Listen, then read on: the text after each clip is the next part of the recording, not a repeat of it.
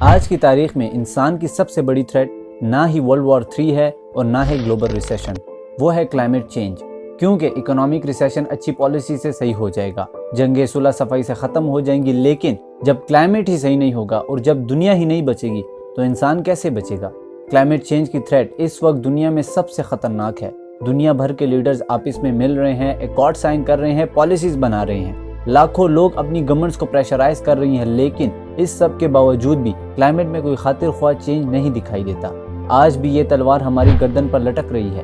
وہ کیا وجوہات ہیں جس کی وجہ سے دنیا اس نہج پہ آ گئی ہے، اور وہ کیا طریقہ کار ہیں جس کی مدد سے ہم کلائمیٹ کو بہتر بنا کے انسان کی زندگی تھوڑی بہتر کر سکتے ہیں؟ آئیے اس ویڈیو میں جانتے ہیں۔ Another harsh heat wave is sweeping through South Asia and expected to continue until the end of the week. India already saw temperatures rising to around 30 degrees Celsius by global warming. 1950 کی دہائی سے CO2 level ہمارے atmosphere میں بڑھتے سے بڑھتا چلا جا رہا ہے and we haven't stopped yet۔ Scientist کا کہنا ہے کہ کلائمیٹ چینج میں 95% ریزن جو ہے وہ ہیومن ایکٹیویٹیز کی وجہ سے ہے۔ ہم بہت سارا فاسل فیول جلاتے ہیں جن میں کول ہے، آئل ہے، so that we can power our homes۔ یہ لائٹس جل سکیں، فیکٹریاں چل سکیں، ہماری گاڑیاں چل سکیں اور ہماری زندگی کی آمد و رفت برقرار رہ سکے، جس کی وجہ سے CO2 لیول بہت بڑھ گیا ہے۔ ایک اور وجہ یہ ہے کہ ہم لوگ بہت زیادہ ہو گئے ہیں۔ 1950 سے لے کر آج تک صرف 70 سالوں میں انسان کی تعداد 3 گنا بڑھ گئی ہے، اور انسان کی کھانے پینے کی زیادہ تر ریلائنس جو ہیں وہ جانوروں کے ساتھ منسلک ہیں۔ یعنی کہ ہم جانوروں کا گوشت کھاتے ہیں، ان کا دودھ پیتے ہیں، تو جتنے زیادہ انسان اتنے ہی زیادہ جانور، جتنے زیادہ جانور اتنی زیادہ میتھین گیس، اور میتھین گیس جو ہے وہ ایٹماسفیئر میں جا کے پھنس جاتی ہے، اور تمام گیسیں پھنس کے جب سن لائٹ ہمارے ایٹماسفیئر میں انٹر ہوتی ہے تو یہ تمام گیسز ٹریپ ہو جاتی ہیں، جس کی وجہ سے زمین کا ٹیمپریچر وارم ہو جاتا ہے، جس کو کہتے ہیں گرین ہاؤس ایفیکٹ۔ مسئلہ یہ نہیں ہے کہ دنیا کا ٹیمپریچر بڑھ رہا ہے، بلکہ مسئلہ یہ ہے کہ بہت تیزی سے بڑھ رہا ہے۔ پچھلے 10,000 سالوں میں سب سے گرم ترین سال ہے انسان کی تاریخ کے، اور UN کے مطابق سن 1800 سے لے کے آج تک صرف 1 ڈگری ٹیمپریچر بڑھا ہے۔ یہ اگر 1.5 یا 2 ڈگری بھی ہو جائے تو شاید کوئی مسئلہ نہ ہو۔ مسئلہ یہ ہے کہ یہ ٹیمپریچر 2030 تک بڑھ جائے گا، یعنی ہمارے پاس صرف 7 سال ہیں اس کو کنٹرول کرنے کے لیے۔ ہمارے ایٹماسفیئر میں کاربن ڈائی آکسائڈ کی پریزنس صرف 0.03% تھی، جو کہ اب بڑھ کے 0.04% ہو گئی ہے۔ کہنے میں بہت چھوٹا سا نمبر لگتا ہے، لیکن اس کا امپیکٹ بہت زیادہ ہے۔ کلائمیٹ چینج کے مسئلے کو حل کرنے کے لیے صرف ہمارے پاس 2 جنریشنز تک کا ٹائم رہ گیا ہے۔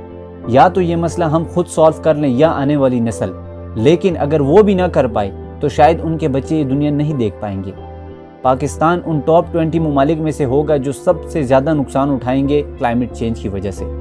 آج بھی 50% کی آبادی ہماری ایگریکلچر سے منسلک ہے، اور ٹیکسٹائل انڈسٹری سب سے زیادہ پاکستانیوں کو نوکری دیتی ہے، اور ان دونوں انڈسٹریز میں پانی کا بے تحاشا استعمال ہوتا ہے۔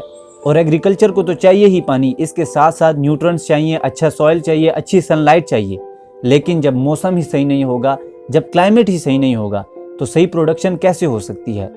فردر ایڈورڈز ایفیکٹ کی بات کریں تو ہیٹ ویو آپ دیکھتے ہیں کہ ہر سال پاکستان میں پہلے سے زیادہ بڑھتی چلی جا رہی ہے، لیکن دنیا میں گرمی کے ساتھ ساتھ سردی بھی بہت زیادہ بڑھ رہی ہے۔ آرکٹک سے زیادہ ٹھنڈا اب یورپ ہوتا ہے، اور آرکٹک اور انٹارکٹک ریجن کے بعد جو سب سے زیادہ گلیشیئرز موجود ہیں وہ ہمارے سر ہمالیہ پر ہیں۔ جب وہ میلٹ ہونے لگیں گے تو پورے پاکستان میں فلیش فلڈز آئیں گے۔ جب فلیش فلڈز آئیں گے تو ایگریکلچر تباہ ہو جائے گا۔ جب ایگریکلچر تباہ ہوگا تو فوڈ انسیکیورٹی بڑھ جائے گی، اور اس کے علاوہ جب وہ سارا پانی سمندر میں جائے گا تو سی لیول رائز ہوگا، اور دنیا بھر میں کوسٹل سٹیز تھریٹ پہ ہیں۔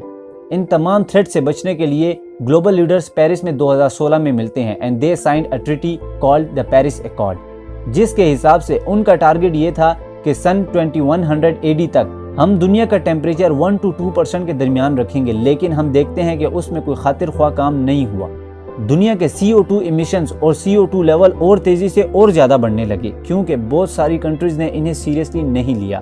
امریکہ جو کہ دنیا کا سب سے بڑا پولیوٹر ہے، ٹرمپ کے دور حکومت میں دا پیرس ایکارڈ سے ایگزٹ کر جاتا ہے۔